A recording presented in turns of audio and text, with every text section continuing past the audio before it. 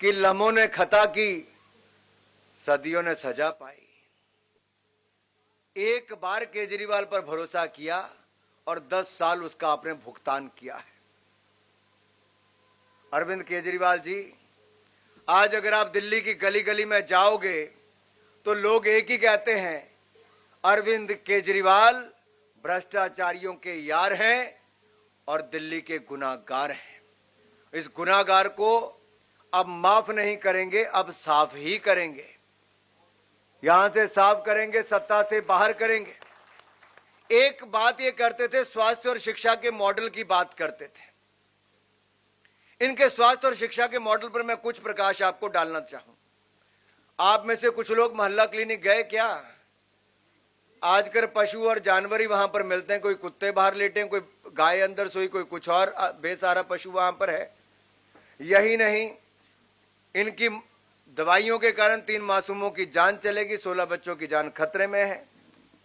ऐसा ही नहीं, कई और मोहल्ला क्लिनिक बंद हो गए, अस्पताल इनके नए खुल नहीं पाए।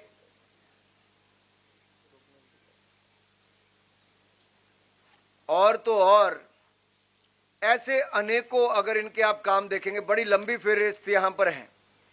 जो पीएम ABHIM इस योजना के तहत 2400 करोड़ रुपया जो केंद्र से मदद मिलके बन सकता था, बड़ा बड़ा स्वास्थ्य की सुविधाएं, वो भी नहीं बन पाई। 1125 करोड़ रुपए की लागत से 7 ICU अस्पतालों का निर्माण 6 महीने होने के बाद भी ये एक तरह से बंद और ठप ही पड़े हैं। ऐसा ही नहीं, 38,000 डॉक्टर्स और पैरामेडिकल स्टाफ के पदों को ना भरने का ये पाप भी इसी सरकार ने किया है।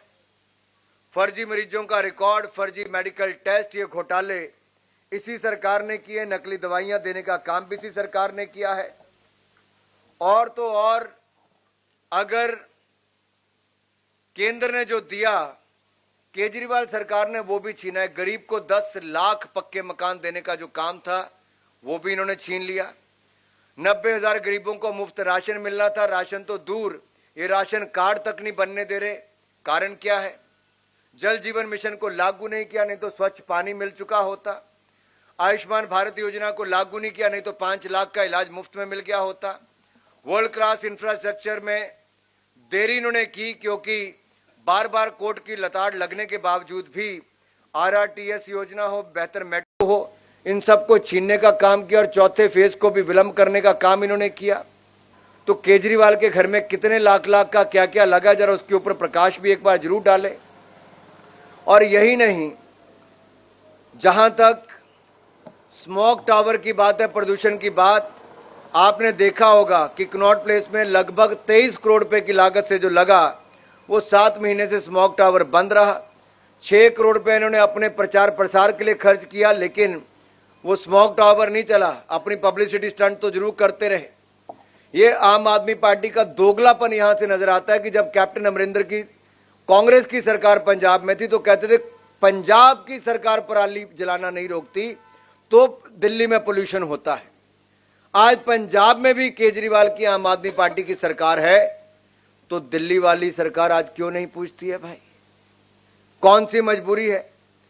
अगर केंद्र सरकार से मोदी जी ने 8500 करोड़ रुपया यमुना जी को साफ करने के लिए दिया, तो आप साफ क्यों नहीं कर पाए? आज हम ये आपसे पूछना चाहते हैं। ये जो कूड़े के पहाड़ आपने खड़े किए, इनसे जो धुआं निकलता है, इसकी जो गंदगी फैलती है, इससे आम आदमी का जीवन, अगर 17 वर्ष की कमी आने वाली तो ये आपके कारण हो रहा है। और यही नहीं, बदबूदार जहरीला पानी, इसके ऊपर मैंने पहले भी आपके ऊपर कहा, आप तो दिल्ली को दुनिया की सबसे सुंदर राजधानी बनाने वाले थे। झीलों का शहर केजरीवाल जी दिल्ली को बनाने वाले थे। पिछली मॉनसून ने दिल्ली को झीलों का शहर बनाकर दिखा दिया। केजरीवाल की पोल एक बार फिर खुल गई और हमारे जो भविष्य के IAS, IPS, IRS ऑफिसर बनने वाले ऐसे छात्र छात्राएं थी, उनकी मृत्यु भी डूबकर हो गई। यह है केजरीवाल जी के 10 साल की कहानी। टैंकर माफिया के कारण 30-30 हजार रुपया महीने में पानी के ऊपर, साल में पानी के ऊपर खर्च करना पड़ता है। साथियों, भ्रष्ट और बेईमानी के इतने रिकॉर्ड हैं। देश और दुनिया में इकलौती सरकार होगी जिसका जेल मंत्री भी जेल में और वहां से सरकार चला रहा है, स्वास्थ्य मंत्री भी जेल में, शिक्षा मंत्री भी जेल में, आबकारी मंत्री भी जेल में, उप मुख्यमंत्री भी जेल में, मुख्यमंत्री भी जेल में। ये जेल वाली सरकार थी, जनता की सरकार नहीं थी। और दिल्ली की जनता अब जाग चुकी है, जेल से चलने वाली सरकार नहीं चाहिए। ऐसे अनेकों और इसमें रिपोर्ट में विषय हैं जो इनके कच्चे चिट्ठों को खोलते हैं। मैं उनमें से केवल 2 बातों पर अपनी बात करके बात को समाप्त करूंगा। एक, राष्ट्र विरोधी ताकतों के साथ खड़ी आम आदमी पार्टी, जिन्होंने देश के टुकड़े टुकड़े करने के नारे लगाए और देश का नामो निशान मिटाने की बात की, ऐसी राष्ट्र विरोधी ताकतों के समर्थन के साथ आम आदमी पार्टी खड़ी हो गई। जिन्होंने सर्जिकल स्ट्राइक हमारे देश के वीर सैनिकों ने की, लेकिन अरविंद केजरीवाल जी की पार्टी और सरकार ने उनकी सर्जिकल स्ट्राइक पर ही प्रश्न चिन्ह खड़े कर दिए और सबूत मांगे। और तीसरी बात, आम आदमी पार्टी ने एक खालिस्तानी जो प्रतिबंधित